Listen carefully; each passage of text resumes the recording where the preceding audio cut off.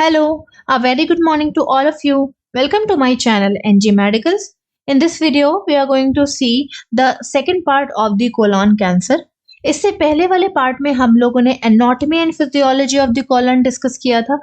Introduction part, definition, types, stages, TNM classification, etiology and risk factors and pathophysiology, इतनी चीजें हम already discuss कर चुके हैं. अभी हम लोग कोलॉन कैंसर में क्या देखने वाले हैं कि कैंसर जो कि कोलॉन में हो रहा है, होने के बाद किस तरह के सिम्टम्स आ सकते हैं, साथ ही साथ हम कैसे पता कर सकते हैं कि वो सिम्टम्स किस चीज के हैं. That means diagnostic evaluation. Then diagnostic evaluation को कंफर्म करने के बाद हमें डिफरेंट टाइप ऑफ थेरेपीज देनी है, like immunotherapy, chemotherapy, radiotherapy, nutrition therapy, surgical management, nursing management, then prevention and complications we also going to discuss in this video. तो colon, जैसा कि हम सब जानते हैं कि ये आपकी लार्ज इंटेस्टाइन के पार्ट होता है. ये वाला पार्ट, इसको हम बोलते हैं असेंडिंग कोलॉन. ये वाला पार्ट जो इस तरह से फैला हुआ है, इसको हम बोलते हैं ट्रांसवर्स कोलॉन. ये वाला पार्ट नीचे जो जा रहा है, इसको हम बोलते हैं डिसेंडिंग कोलॉन. ये जो इधर मुड़ गया इतना छोटा वाला पार्ट, इसको हम लोग बोलते हैं सिग्मोइडल कोलॉन. एंड नीचे आपका रेक्टम और एनस आ जाता है. तो कोलॉन जो है वो पूरी लार्ज इंटेस्टाइन को बनाता है. लार्ज इंटेस्टाइन के कोलॉन एरिया में कहीं पर भी कैंसर हो जाएगा तो हम उसे क्या बोलेंगे? Colon cancer. ओके, तो डिस्कस कर लेते हैं कि सिम्टम्स क्या क्या आएंगे. तो सबसे पहले आपकी बावल, यानी कि आपकी जो डाइजेशन होने के बाद जो आपका स्टूल पास होता है ना, तो उसकी हैबिट में चेंजेस आ जाएंगे. कभी कदार आपको डायरिया फील होगा, कभी कॉन्स्टिपेशन, और इस तरह से आपका मोर फ्रीक्वेंट बावल मूवमेंट चलता रहेगा. चेंज होती रहेंगी सिचुएशन. अच्छा, इसका रीजन क्या है? क्यों डायरिया, क्यों कॉन्स्टिपेशन, कब्ज हो रहा है? कभी कदार क्या होता है, कैंसर की वजह से मान लो कभी कदार आपकी जो ये इंटेस्टाइन है, इसके अंदर जो पेरिस्टाल्सिस मूवमेंट होता है.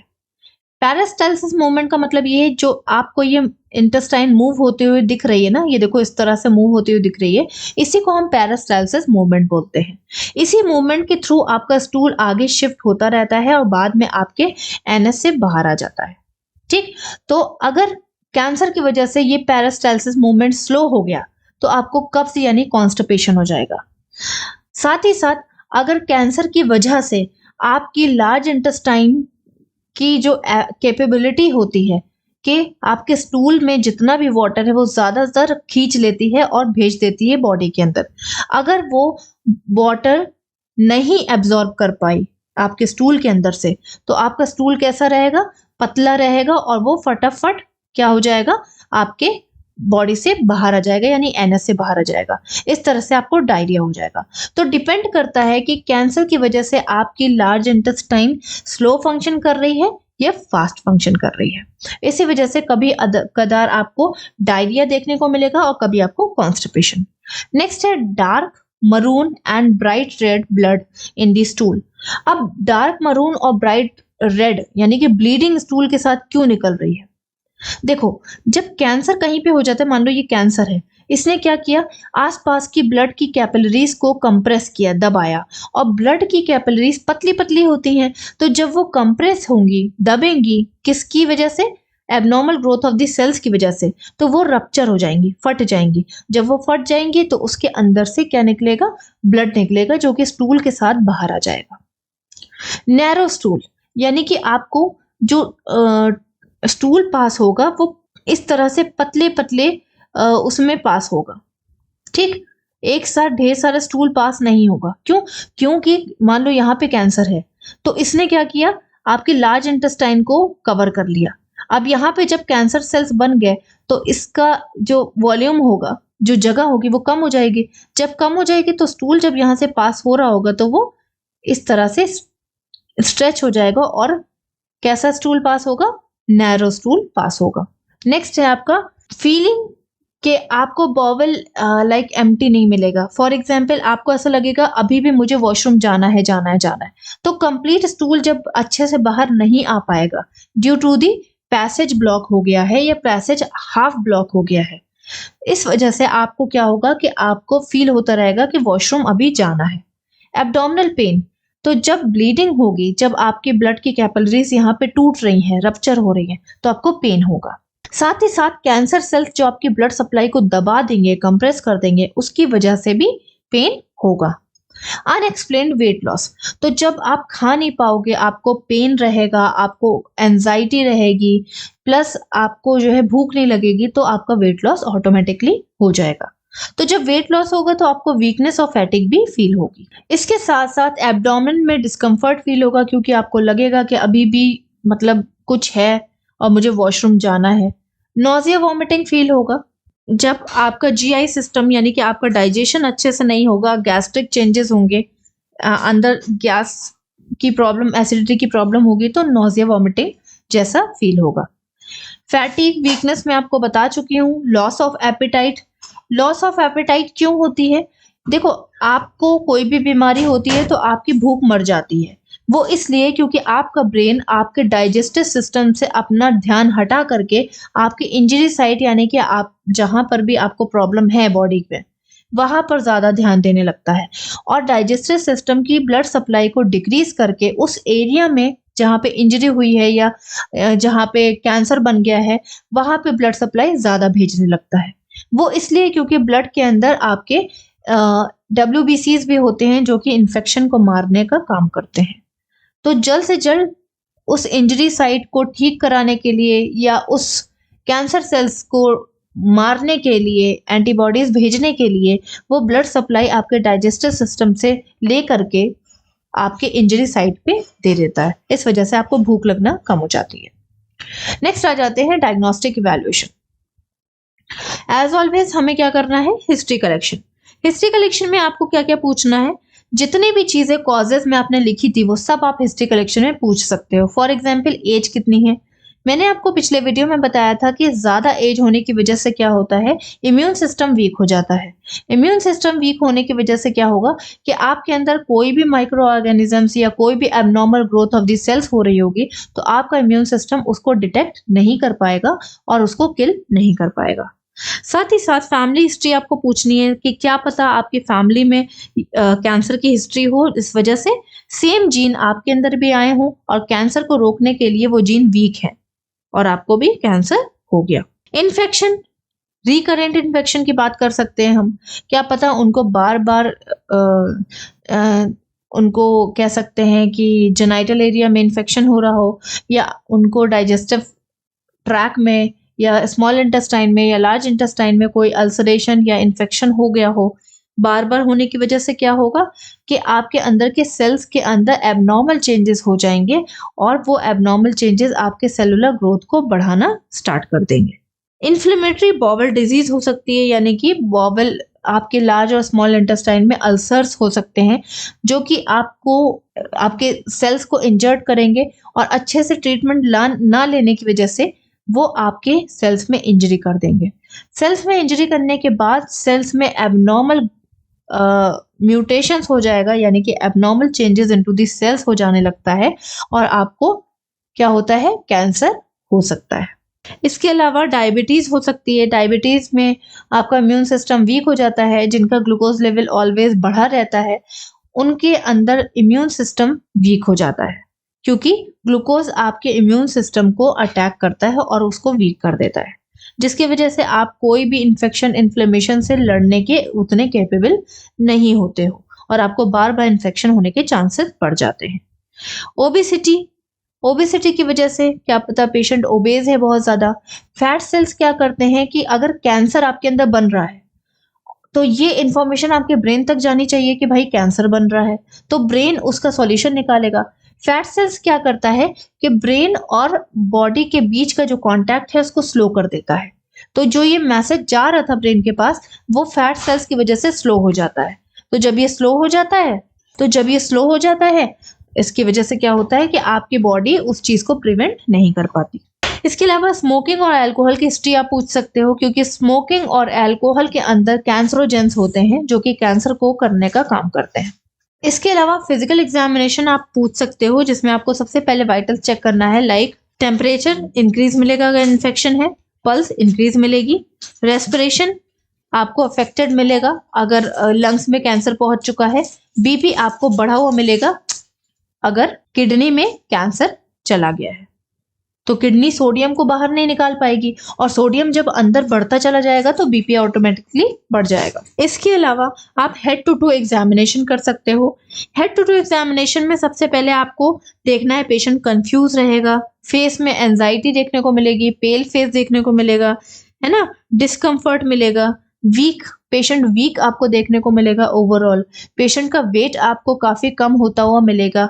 इसके साथ साथ एब्डोमेन में आपको पेन मिलेगा, डायरिया, कॉन्स्टिपेशन जैसी चीजें भी मिल सकती हैं, नोजिया वॉमिटिंग की कंप्लेन वो करेगा, एब्डोमिनल डिस्कम्फर्ट की कंप्लेन भी वो करेगा। ब्लड टेस्ट जब हम कराएंगे या पैरों में स्वेलिंग भी मिल सकती है अगर सोडियम रिटेंशन यानी कि सोडियम अंदर बढ़ गया है तो।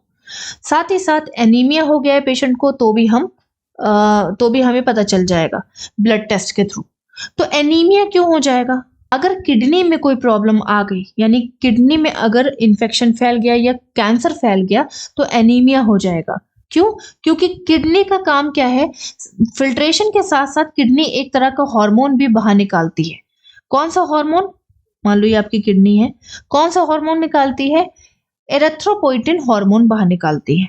एरिथ्रोपोइटिन हार्मोन जाता है और आपके बोन मैरो को हेल्प करता है कि वो आरबीसीज को बनाना शुरू करे। समझ गए? आपके बोन के दोनों एंड पे, लॉन्ग बोन के दोनों एंड पे यहाँ पे बोन मैरो होता है जो कि आपके ब्लड सेल्स को बनाने का काम करता है। आरबीसीज जब बन रहे होते हैं तो उनकी बनने में हेल्प आपका एरिथ्रोपोइटिन हार्मोन करता है और एरिथ्रोपोइटिन हार्मोन आपकी किडनी से निकलता है। तो जब किडनी में कैंसर हो जाएगा तो एरिथ्रोपोइटिन हार्मोन नहीं निकलेगा। एरिथ्रोपोइटिन हार्मोन नहीं निकलेगा तो आपके आरबीसीज स्लो डाउन हो जाएंगे, बनना डिक्रीज हो जाएंगे और आपको एनीमिया हो जाएगा। एक्सरे आपको चेस्ट का कराना है जिससे आपको पता चल जाएगा कि कहाँ पे फैल गया कैंसर। कोलोनोस्कोपी हम करा सकते हैं यानी कि कोलोन में विजुअलाइजेशन, इस तरह से कोलोन के अंदर क्या है, एबनॉर्मल ग्रोथ है कि नहीं है, ठीक है, उसके लिए हम लोग को कोलोनोस्कोपी कराना है। कोलोनोस्कोप होता है जो कि मॉनिटर से कनेक्टेड होता है, डायरेक्टली उसको रेक्टम में डाला जाता है, रेक्टम से सीधे आपकी लार्ज इंटेस्टाइन में डाला जाता है। इसके ऊपर कैमरा लगा होता है और ये पूरे लार्ज इंटेस्टाइन की विजुअलाइजेशन देने का काम करता है। सीटी स्कैन और एमआरआई आप तब कराओगे, पहले तो आप सीटी स्कैन कराओगे जब आपको कोलोनोस्कोपी में कुछ ना कुछ एबनॉर्मल ग्रोथ देखने को मिलेगी। एमआरआई जब आप कराओगे उससे पता चल जाएगा, सीटी स्कैन जब आप कराओगे उससे पता चल जाएगा कि कितने एरिया में कैंसर फैला है। फिर आप एमआरआई कराओगे, उससे पता चल जाएगा कितने डीप सेल्स या टिश्यूज के लेयर में कैंसर फैल चुका है। देन आप बायोप्सी कराओगे और बायोप्सी से आपको टाइप ऑफ कैंसर पता चल जाएगा। रेक्टल एग्जामिनेशन आप मैनुअली कर सकते हो, लाइक हैंड से कर सकते हो, जिससे कि ये पता चलेगा कि रेक्टम में एबनॉर्मल ग्रोथ है या नहीं।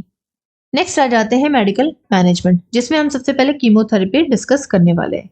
तो नॉर्मल या कॉमन ड्रग्स आपके यही हैं सारे, जैसे 5-फ्लूरायूरेसिल, ये काफी अच्छी ड्रग होती है कैंसर के इफेक्ट को कम करने के लिए, कैंसर को बनने से रोकने के में ये हेल्प करती है। नेक्स्ट है आपका कैपेसिटाबीन। कैपेसिटाबीन भी बहुत अच्छी ड्रग मानी जाती है और ये डायरेक्ट कैंसर सेल्स को स्टॉप करने का काम करती है। देन आयरोनोटिकैन। आयरोनोटिकैन क्या कर रही है? सेल डिवीजन में प्रिवेंट कर रही है।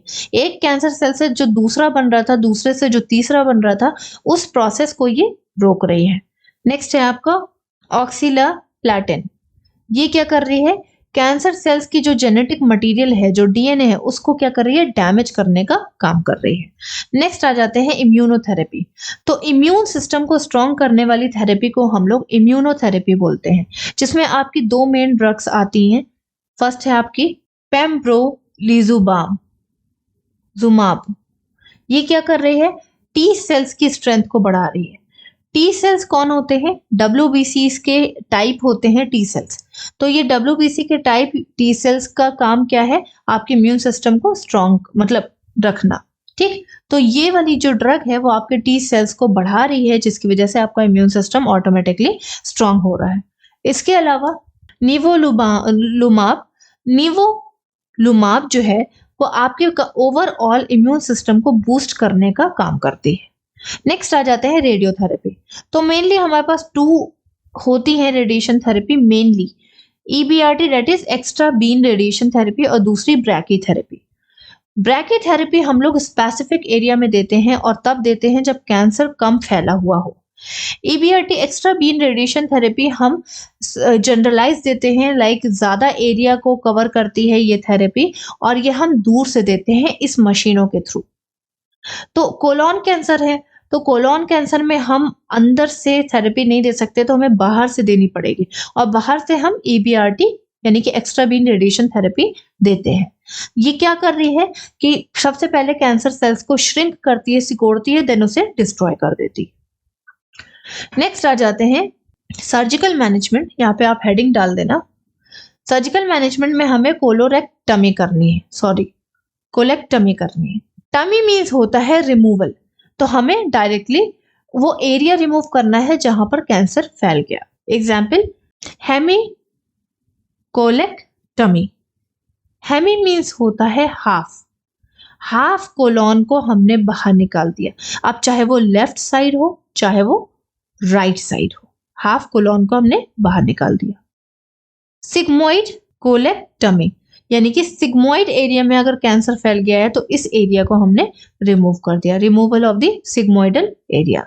सब टोटल कोलेक्टमी। सब टोटल मीन्स होता है कि हमने ऑलमोस्ट सारा एरिया निकाल दिया और थोड़ा सा एरिया छोड़ा, दैट इज सब टोटल कोलोरेक्टमी।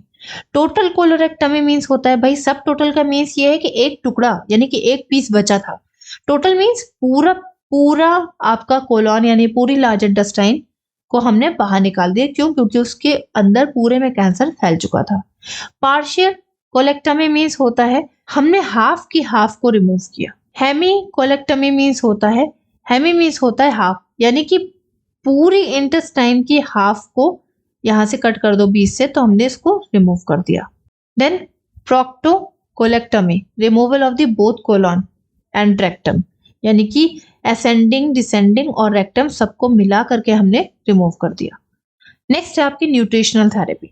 तो न्यूट्रिशन इज सो इम्पॉर्टेंट जिससे कि आपके इम्यून सिस्टम स्ट्रांग हो, आपकी हेल्थ स्ट्रांग हो, आप ओबेसिटी से बचो। तो ये सारी चीजें जितनी भी आप देख रहे हो, जितना भी मेंशन है, एग्जाम्पल में आप थोड़ी थोड़ी चीजें डाल सकते हो। तो ये सारी चीजें क्या कर रही हैं, कुछ प्रोटीन बना रही हैं। प्रोटीन हमारे सेल्स के लिए बहुत इंपॉर्टेंट होता है, सेल्स को स्ट्रॉन्ग करने में हेल्प करता है। तो प्रोटीन की चीजें आप ये सारी देख सकते हो, फिश हो गया, एग हो गया, ये तो कॉमन चीजें हैं। ये सारी चीजें क्या कर रही हैं, प्रोटीन को इंक्रीज कर रही हैं। साथ ही साथ वेजिटेबल्स, ग्रीन वेजिटेबल्स मेनली आप फॉलो करो जिससे कि आपका इम्यून सिस्टम स्ट्रांग हो और जो आपको एनीमिया हो गया है उससे भी आप प्रिवेंट हो पाओ। फ्रूट्स में आप मेनली स्किन को, आपके स्किन को भी स्ट्रॉन्ग करता है, आपके अंदर के बॉडी सिस्टम को भी स्ट्रॉन्ग करता है और ऑल्सो आपकी इम्यूनिटी को भी स्ट्रॉन्ग करता है। होल ग्रेन्स वगैरह आप ले सकते हो, है ना, ये सारी चीजें आप ले सकते हो। होल ग्रेन्स वगैरह भी आपके इम्यून सिस्टम को स्ट्रॉन्ग कराने का काम करता है। बाकी सर्जरी से पहले और सर्जरी के बाद आप क्या कर सकते हो कि लिक्विड सूप वगैरह फॉलो कर सकते हो, जैसे वेजिटेबल सूप हो गया, फ्रूट सूप, फ्रूट जूस हो गया, ये सारी चीजें आप फॉलो कर सकते हो। नेक्स्ट है नर्सिंग मैनेजमेंट। सबसे पहले जनरल कंडीशन यानी कि ओवरऑल कंडीशन पेशेंट की देखते रहना है, वाइटल साइंस चेक करते रहना है जिससे उनके जनरल कंडीशन का पता चल सके। सोशियो इकोनॉमिक स्टेटस को, अगर उनकी सोशियो इकोनॉमिक स्टेटस अच्छी नहीं है, बहुत हैवी लिफ्टिंग वाला काम है, तो पेशेंट को बोलना है कि उसको अवॉइड करे। क्यों? क्योंकि उनकी सर्जरी हुई होगी। Then maintain the diet plan. Patient को डाइट प्लान एक्सप्लेन करना है, उसकी इंपॉर्टेंस क्या है, क्यों हम डाइट प्लान फॉलो करते हैं, ये सब बताना है। पर्सनल हाइजीन पे फोकस करना है। क्यों? क्योंकि अगर वो पर्सनल हाइजीन मेंटेन नहीं करेगा तो सर्जरी की जो कट है उसमें इन्फेक्शन भी फैल सकता है और आगे चल के वो सर्जरी कॉम्प्लिकेटेड हो सकती है। पेशेंट को ट्रीटमेंट के बारे में सब कुछ बताना है ट्रीटमेंट से पहले। क्यों? क्योंकि पेशेंट का राइट होता है कि उसको पता होना चाहिए कि उसके साथ क्या होने वाला है। सेम चीज़ सर्जरी में भी फॉलो करना है, टाइप ऑफ सर्जरी, कितना मनी लगेगा, क्यों करा रहे हैं सर्जरी, इसका कितना बेनिफिट है या क्या कॉम्प्लिकेशन आ सकते हैं, सब कुछ आपको पेशेंट को बताना है। Assess for the sources of the comfort, patient को कंफर्टेबल रखना है, क्योंकि अगर पेशेंट कंफर्टेबल नहीं रहेगा तो उसका स्ट्रेस बढ़ जाएगा, स्ट्रेस हार्मोन बढ़ जाएगा तो वो आपके इम्यून सिस्टम को वीक करेगा और ज़्यादा, और आप जल्दी ठीक नहीं होगे। रिलैक्सेशन टेक्निक आप फॉलो करोगे, कराओगे, पेशेंट को दोगे, जिससे कि पेशेंट जो है रिलैक्स फील करे और स्ट्रेस कम ले। Educate for the further complications, patient को हर एक चीज़ से अवेयर रखना है कि अगर वो ये सारी चीज़ें फॉलो नहीं करता है, जैसे अपनी केयर नहीं करता है या पर्सनल हाइजीन मेंटेन करके नहीं रखता है या हैवी लिफ्टिंग करता रहेगा, तो उसको फर्दर यानी आगे और भी कॉम्प्लिकेशन आ सकते हैं। पेशेंट को एनकरेज करना है कि एटलीस्ट एक्सरसाइज करे थोड़ी बहुत, जिससे कि उसकी मसल मोबिलिटी रहे। Educate about the follow up care, discharge होने के बाद जो केयर करनी है पेशेंट को अपनी, या विजिट करना है डॉक्टर को, तो वो सारी चीजें पेशेंट को एक्सप्लेन करनी है। नेक्स्ट है प्रिवेंशन, अर्ली डिटेक्शन करना है, क्योंकि अगर आपकी फैमिली हिस्ट्री कैंसर की तो आप हर 6 मंथ में अपना होल बॉडी चेकअप करा सकते हो, जिससे कि आपको पता रहे कि क्या प्रॉब्लम अराइज हो रही है। डेली एक्सरसाइज करनी है, जिससे कि आपकी बॉडी का इम्यून सिस्टम स्ट्रांग रहे, आपके अंदर जो ब्लड का सर्कुलेशन है वो अच्छे से मेंटेन रहे। हेल्दी डाइट लेना है, जिससे कि आपका ब्लड का जो लेवल है वो नॉर्मल रहे, आपका इम्यून सिस्टम स्ट्रांग रहे। हेल्दी वेट रखना है, क्योंकि फैट सेल्स की प्रॉब्लम क्या आती है मैं आपको पहले ही बता चुकी हूँ। स्मोक और अल्कोहल वगैरह अवॉइड करना है, प्लस स्टॉप कर देना है, क्योंकि वो आपके कैंसर को बढ़ावा देता है। प्रॉपर ट्रीटमेंट कराते रहना है अगर कोई रिकरेंट इन्फेक्शन हो रहा है, कंप्लीट ट्रीटमेंट कराने के बाद ही आप ठीक हो सकते हो। साथ ही साथ डाइट प्लान तो मैं आपको ऑलरेडी बता ही चुकी हूँ। कॉम्प्लिकेशंस क्या-क्या आ सकते हैं अगर आपने अच्छे से ये सारी चीज़ें फॉलो नहीं करी तो। बॉवेल ऑब्स्ट्रक्शन हो सकता है, यानी कि आपकी पूरी लार्ज इंटेस्टाइन में जब कैंसर फैल जाएगा तो आपका स्टूल पास नहीं हो पाएगा और आपके अंदर इन्फेक्शन बढ़ जाएगा। जब आपका स्टूल पास नहीं होगा और कंटिन्यूअस आपका इन्फेक्शन बढ़ जाएगा तो आपके अंदर सेप्सिस इंक्रीज हो जाएगा। सेप्सिस इंक्रीज होने की वजह से क्या होगा कि वो आपके सेल्स को डैमेज करेगा और इंटरनल ब्लीडिंग होने लगेगी। और इसके साथ-साथ इंटरनल ब्लीडिंग होने लगेगी, जिसके अंदर कैंसर सेल्स भी पाए जाएँगे और कैंसर सेल्स हर जगह फैल जाएँगे, यानी कि कैंसर मेटास्टेसिस हो जाएगा। पेशेंट को जब इतनी प्रॉब्लम होगी तो वो डिप्रेशन में जा सकता है, उसकी डेथ भी हो सकती है, प्लस सेप्टिसीमिया होने की चांसेस बढ़ जाएँगे, क्योंकि होल बॉडी इन्फेक्शन हो जाएगा। So this is all about colon cancer. If you are having any doubt, please ask me in a comment box. Till then, bye bye, take care, have a nice day.